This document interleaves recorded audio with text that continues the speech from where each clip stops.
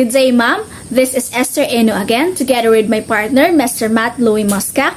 And for this video, we are going to answer the Botany Course Pack 3 Performance Task in Lesson 6, the question 1 to 4. Lesson 6, question number 1.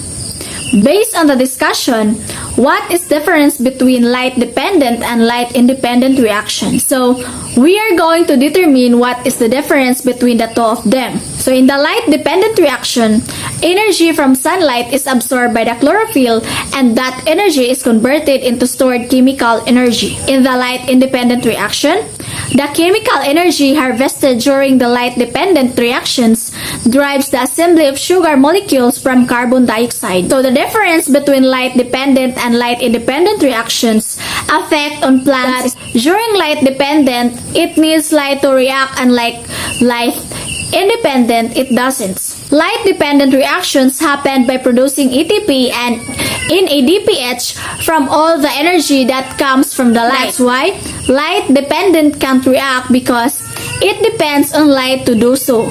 Unlike light-dependent, light-independent reaction occurs when fixing the carbon dioxide into the glucose using the ATP and NADPH produced in the light-dependent reaction. Therefore, light-dependent reactions can't happen without light unless ATP or CO2 and NADPH is present to react. Number 2.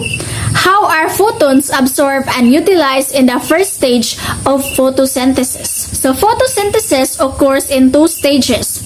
During the first stage, the energy from sunlight is absorbed by the chloroplast. Water is used and oxygen is produced during this part of the process. During the second stage, carbon dioxide is used and glucose is produced. So a photon of light energy travels until it reaches a molecule of chlorophyll. The photon causes an electron in the chlorophyll to become excited. The energy given to the electron allows it to break free from an atom of the chlorophyll molecule. When a plant is exposed to light, photons of appropriate wavelength will strike and be absorbed by the pigment protein complexes arrayed on the thylakoid membrane. When this happens, the energy of the photon is transferred to the pigment molecule, thus causing the pigment to go into an electronically excited state. Good day everyone, especially to our instructor, Ma'am Mail June B. Dison. Good day, Ma'am. My name is Matt Louis Mosca, taking up Bachelor of Science in Agriculture, major in Animal Science. Number 3. Summarize the process of light reactions and Calvin cycle. In the Calvin cycle, carbon atoms from CO2 are fixed, incorporated into organic molecules, and used to build 3 carbon sugars. This process is fueled by the dependent on ATP and NADPH from the light reactions, which take place in the thylakoid membranes. The reactions of the Calvin cycle take place in the stroma, or the inner of space of chloroplast. So number 4. What are all by the products of light-dependent and light-independent?